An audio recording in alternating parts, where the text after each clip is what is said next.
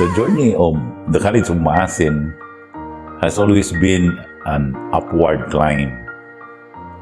It is always a challenge to be at the College of Maasin, especially in terms of its financial performance, including, of course, enrollment performance, because the College of Maasin is relying so much on our enrollment performance in relation to its financial performance. So it's an upward climb for the College of Maasin. It has always been a challenge for the College of Maasin in the previous years, and I think this is something that we need to strengthen for the College of Maasin. So before the pandemic, the College of Maasin is trying to recover and is trying to make itself financially stable. I think the main focus in the early years, as I start my presidency, is to stabilize the financial condition of the College of Maasin. And how are we going to do that is to strengthen its people and give more focus on going and journeying together. Before the pandemic, the College of Maasin has been an institution where students could flourish academically and through extracurricular activities. They provided ample opportunities and chances for students to showcase their talents and abilities, as well as to discover more about themselves. As for me, I was part of the Supreme Government in junior high school, and that made me build my confidence in front of a lot of people and helped me hone my skills as a student leader.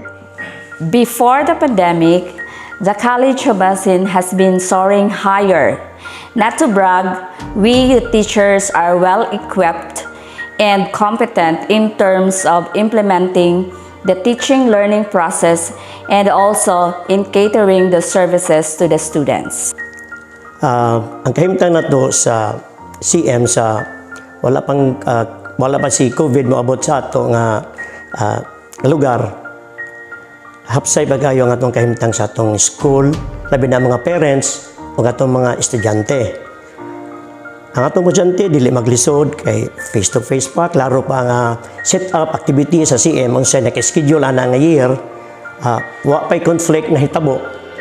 Muna nga pag-abot sa diha ng COVID,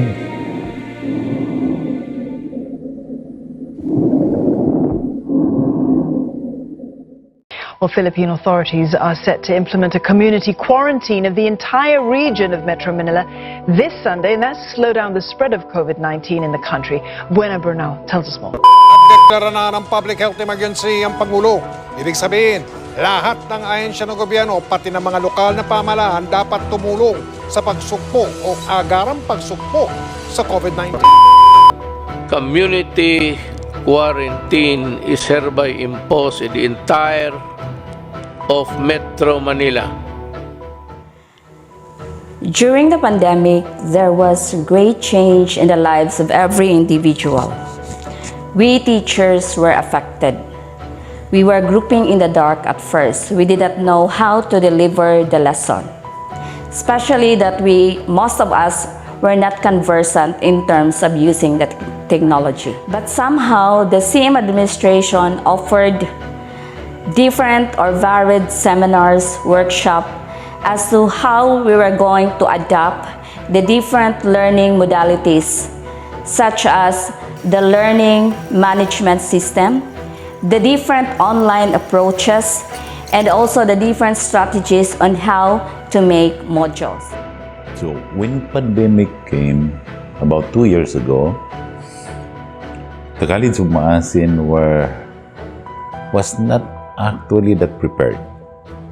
We were thinking that we are moving forward in small steps and taking small steps going forward. Are you looking for a school that offers quality education? There's no thinking twice. The College of Maasin offers quality education from pre-elementary to college.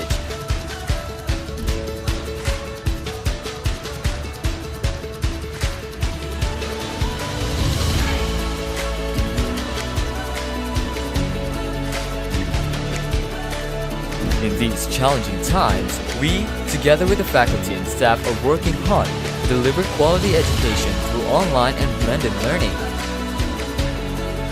We pride in our efforts to produce socially responsible and God-loving citizens. Our dedication and hope are for your brighter future. What are you waiting for? Enroll now!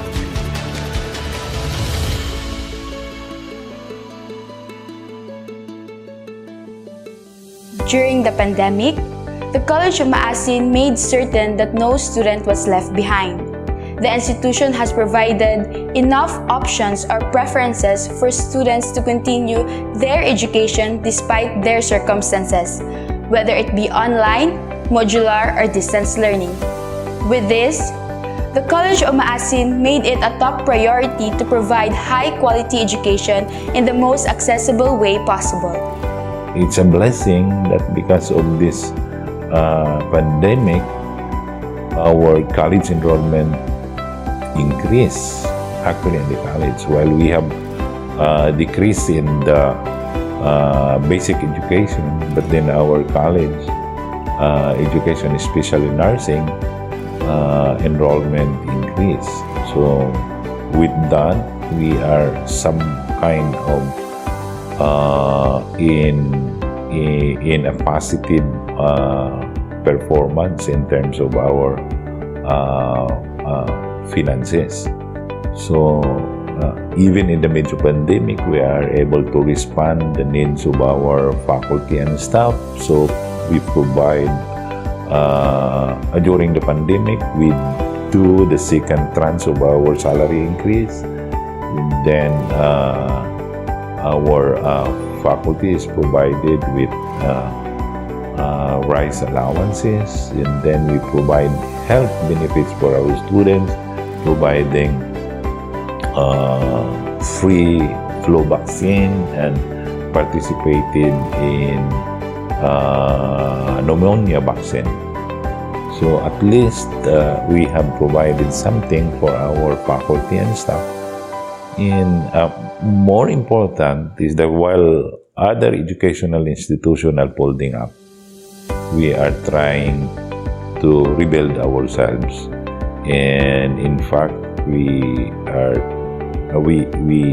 call for the College of Maasin to soar higher even in the challenges of the pandemic. Mingari ang COVID na to, mga 2020. Mao na naglisod na ta kay mo atong mga guidelines sa mga protocols gikan sa Department of Health unsa sa Department of Education natay gisunod mao na atong eskwelahan naglisod na paghimo sa unsay gimbuhaton nila ana nga mga activities nga naka-schedule.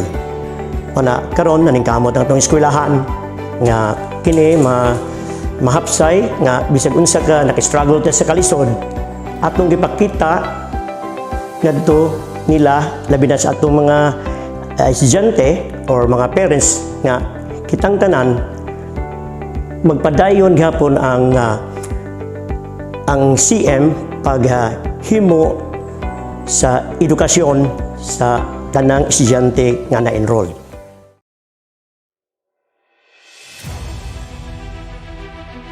Though the pandemic had lasted long, we teachers had already adjusted and we felt that we were already competent in terms of delivering the lessons in different or varied modalities. The College of Maasin offers Institutional Scholarship Program (ISP) for incoming grade 7 students for academic year 2021 to 2022. Tuition fee is now 250 pesos only per month for every grantee. In order to cope with the challenge of the enrollment rate during the transition of learning modalities, and as response to community's needs and demands, the school implemented different initiatives, starting from giving grants to incoming students who wish to enroll and offering avenues for financial help for struggling students. The school also reinvented some regular school activities.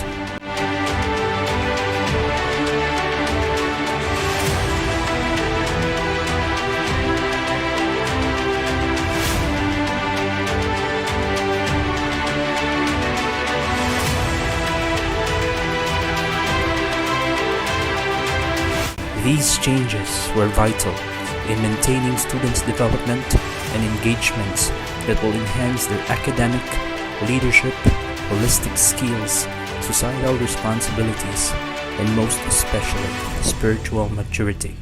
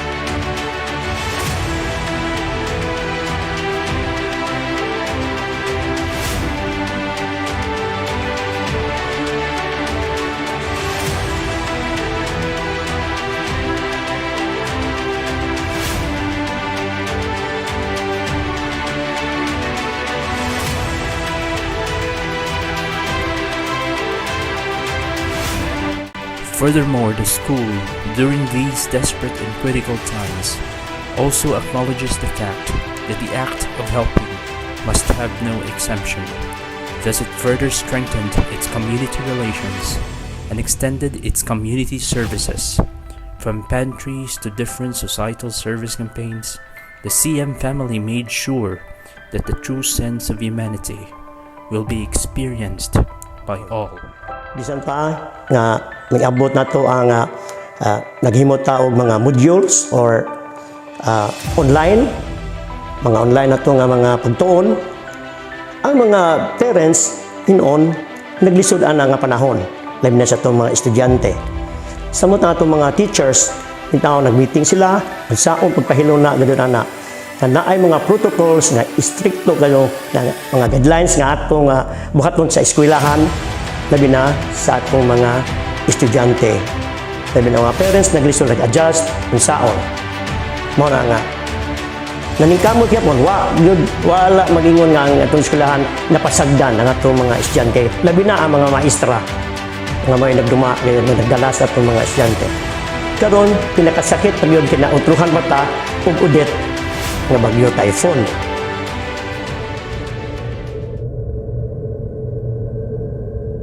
At dito sa upper portion makikita po natin yung barangay Siring na kung saan sobrang lakas na po ng buhos ng ulan at sobrang lakas po ng hangin. After almost 2 years, Odette came in.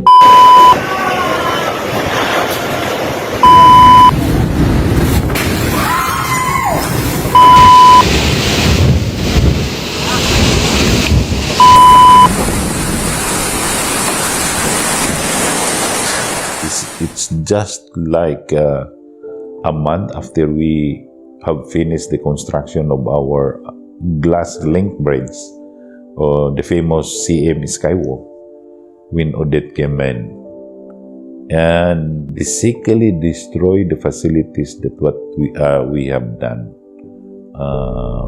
Our Tech and Science building, which houses DBP and Land Bank, was destroyed, at least in the roofing and the 4th floor. And then the buildings, our OSDS and chaplains building were destroyed. Our senior high was destroyed. It's good that our high school re-roofing project has just been turned over. So it provided a strong foundation so that our high school, our junior high school, the old building of the College of Maasin was intact. And our new building of the Parent Teachers Association of the high school, our basic ed, was also has just been turned over. But we try to accommodate some community people and personnel of the College of Maasin to be housed at our college facilities, and our gym was destroyed. So those people community people who have evacuated with the College of Maasin was housed at our PTCA newly finished PTCA building. But a typhoon Odette had struck in our place, and most of the Maasin homes, including we teachers, were really greatly affected with the said typhoon. Most of our houses were partially damaged. So again, this was a great problem and a challenge on the part of us. However, the CM administration has a great heart to all of us. The College of Maasin administration opened its door for those who were greatly affected. One good thing that was offered by the College of Maasin administration was the financial assistance to all the faculty and staff. And another thing, since the banking system was not good at that particular time, The salary was given on time through over-the-counter. The school had offered also a generator for free.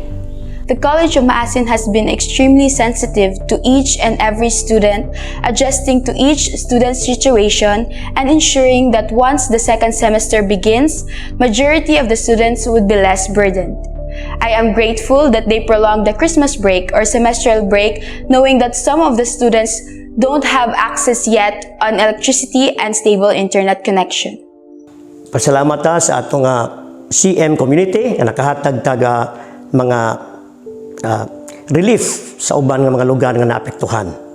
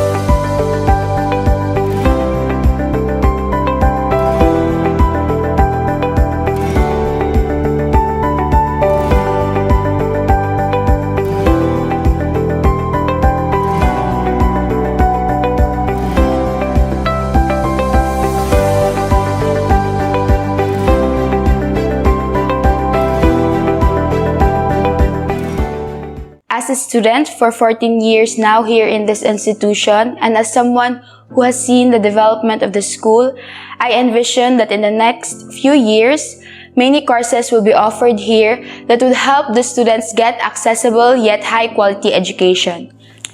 Despite of the different challenges, problems, and difficulties that we had faced, still the College of Maasin consistently is soaring higher. And we teachers have dreamed that the College of Maasin will consistently produce professional teachers, licensed nurses, Christian lawyers, and hopefully licensed medical doctors. And in the future, we are looking forward that the College of Maasin will turn into the University of Maasin or the Maasin University. Soar higher, the College of Maasin. PADAYON. As a parent or uban nga mga ginikanan, ang mga pangandoy namo sa CM nga ipadayon ang maayo nga pagduma, labi na sa education, pagtudlo gayud importante. We are looking forward for the College of Maasin to have new programs. Now we are trying to work it out with the Commission on Higher Education for our application for the Doctor of Medicine program. But we want to strengthen the program that we have had today.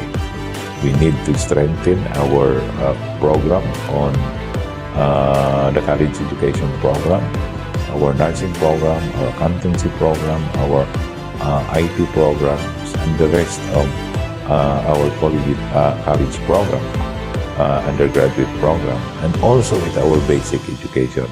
The way of strengthening our program is to strengthen its academic towards academic excellence. Our law program is taking off. Our graduate program is taking off. So we have to recover the program in our basic education. We look forward, hoping that this pandemic will end and we do face-to-face and engage our students, academic program, and the whole tradition of the College of Maasin will be revived within our campus and our community. Also, we look forward for an infrastructure development within the College of Maasin. This challenge and an experience for the College of Maasin, and put these things into the hands of our God, who provides us that everything that we do, God is always with us. For without God, we are nothing. And that's the College of Maasin. Thank you so much.